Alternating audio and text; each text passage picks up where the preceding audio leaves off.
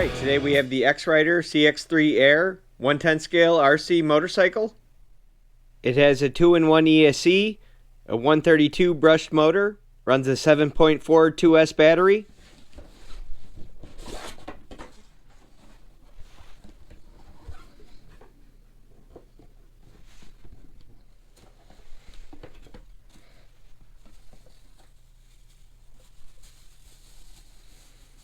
We have our rider.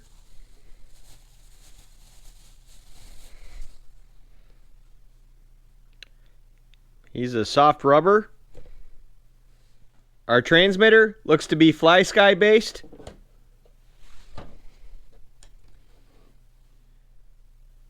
We have steering trim, throttle trim, steering dual rate, channel reversals, a starting stand.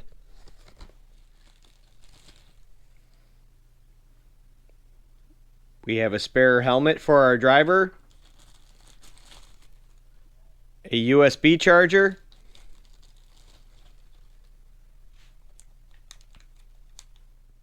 and our stabilizer wheels, or training wheels, whatever you want to call them.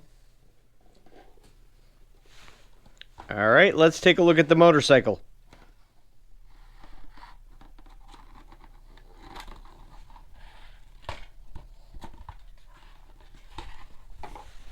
Alright, looks really cool. Got a protective film over our plastics.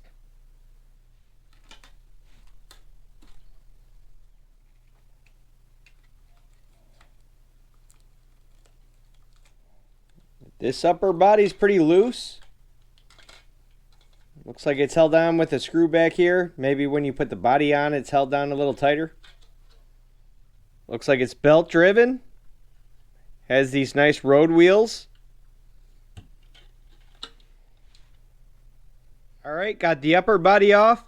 I thought that would be enough to access the battery, but it looks like you need to take the whole body off, and it's all held on by 1.5mm screws.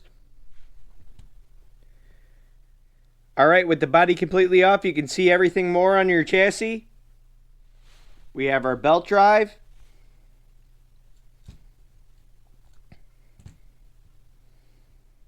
You have your motor and spur gear here. You have your 2-in-1 ESC.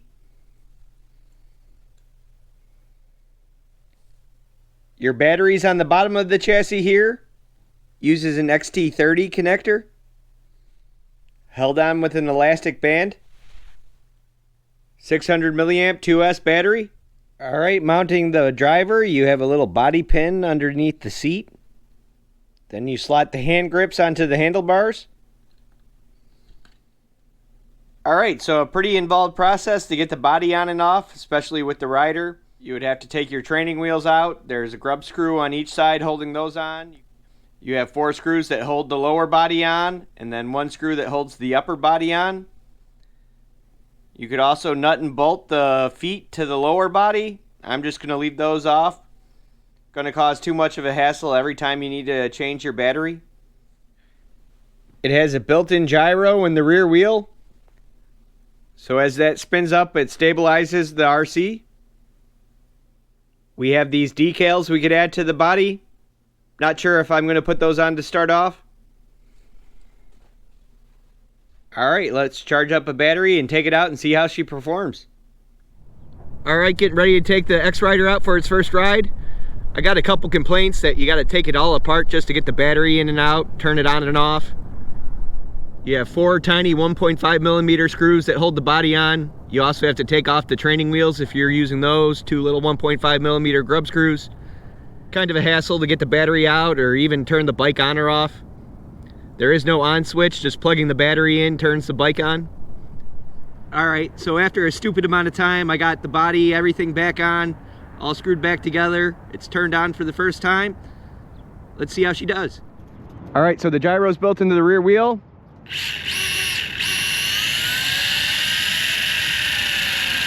Get that going for some stability. I can feel it.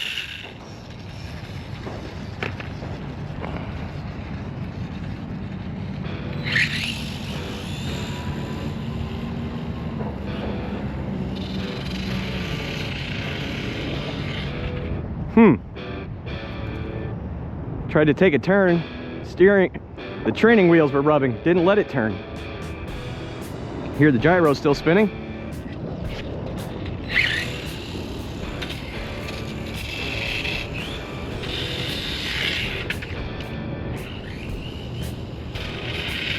Yeah, once it's riding on the training wheels, it won't turn.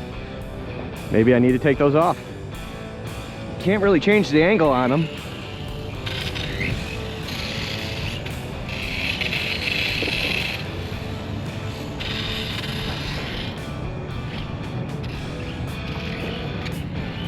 Oh, a wheelie.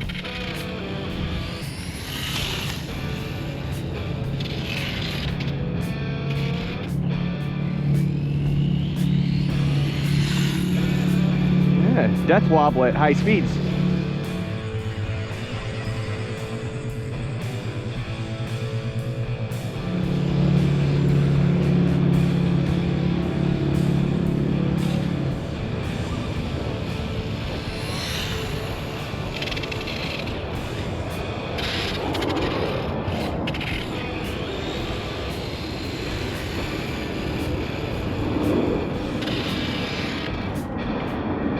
Let's take off those training wheels. All right, we got the training wheels off. Huh. It's gonna be an issue.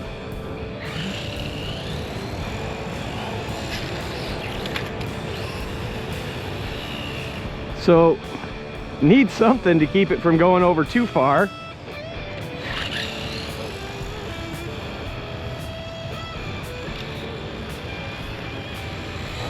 Gotta be careful.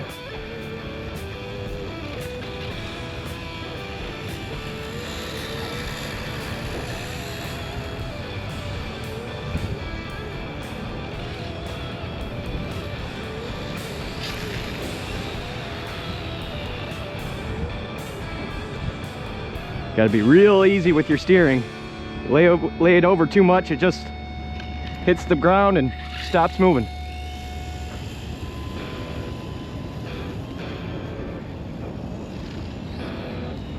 I'm gonna spend a lot of time picking this back up. Maybe I can put the training wheels back on, try and change the angle on them a little bit. I'm not sure.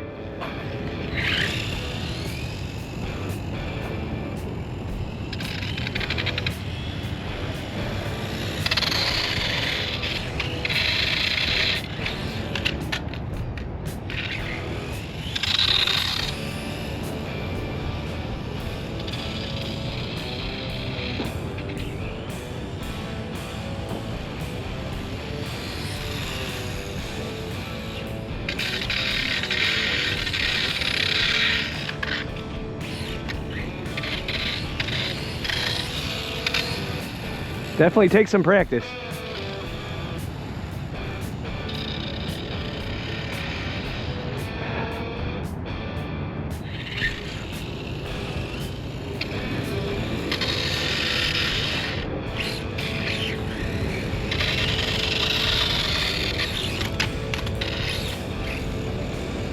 Once it starts riding on the training wheel, it doesn't want to stand back up. Gotta stay up the throttle.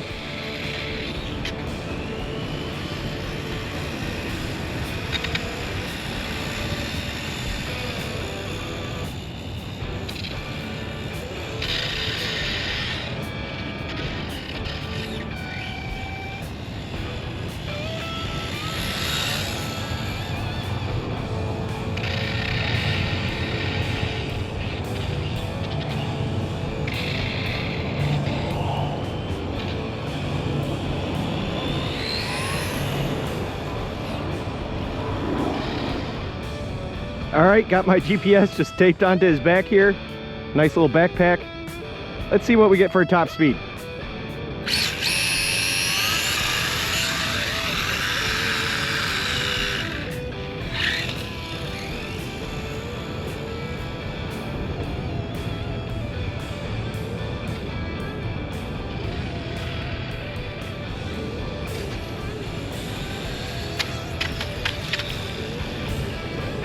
First crash.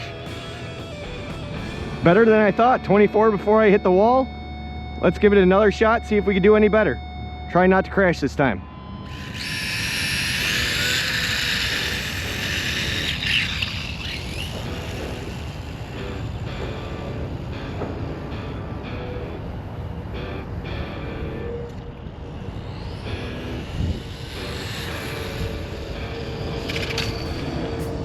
That was hard on the brakes. Let's go out in the bigger lot. 24 again.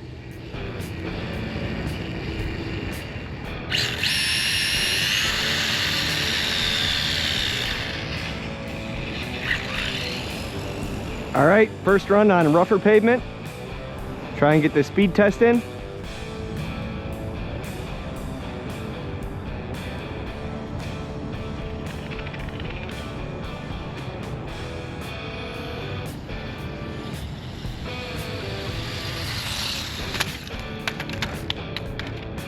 I can't get a speed run without crashing.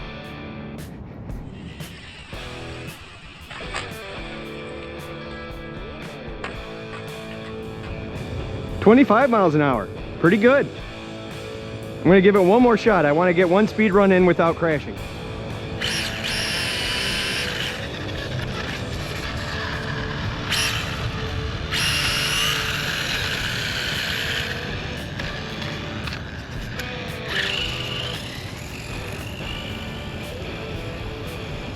The gyro's starting to make a little bit of noise.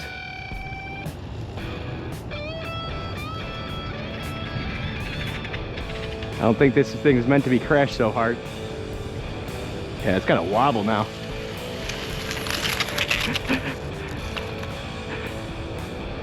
Oh, I lost one of the training wheels too.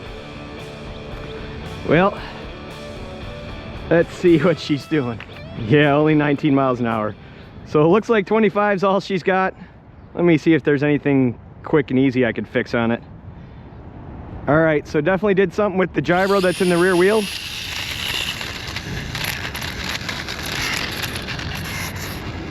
You hear it hitting stuff inside there. All right, so it looks like I'm done for today with the X-Rider. Not so sure about my thoughts on this one. Part of me thinks it's a little bit of a gimmick, but it was pretty fun. It definitely takes some skill to get it to move without falling over. With the training wheels on, once the wheels started rubbing, you really wouldn't turn anymore. Kind of had to give it throttle to get it to stand back up. So I was pretty much only able to drive it with the training wheels on. With the training wheels off, it would just lean over too far in turns and just stop moving. So when I was doing my speed runs, it does seem like I lost a lot of control over the steering. I'm not sure if it was just the front end getting a little light under full throttle, or maybe just the gyro at high speeds trying to keep the bike from changing direction. But I was definitely trying to steer away from the objects I hit. I was pretty impressed with the 25 miles an hour. Unfortunately, I wasn't able to get a clean speed run without crashing. I definitely got a problem with the gyro in the rear wheel. I bought this off Fair RC. Gonna have to see if they got good parts availability. If not, this might end up becoming a shelf queen. All right, so this was a fun little change of pace from my usual bashers or crawlers. I'll let you know the parts availability, if it's pretty expensive or not. So looking at the parts breakdown in the manual, the rear gyro is pretty involved. I would have to unglue the rear tire from the rim to get it all apart. And I'm pretty sure I pretty much grenaded everything in there anyways. So I ended up buying a complete rear wheel assembly with gyro, but it was not cheap. All right, thanks for watching.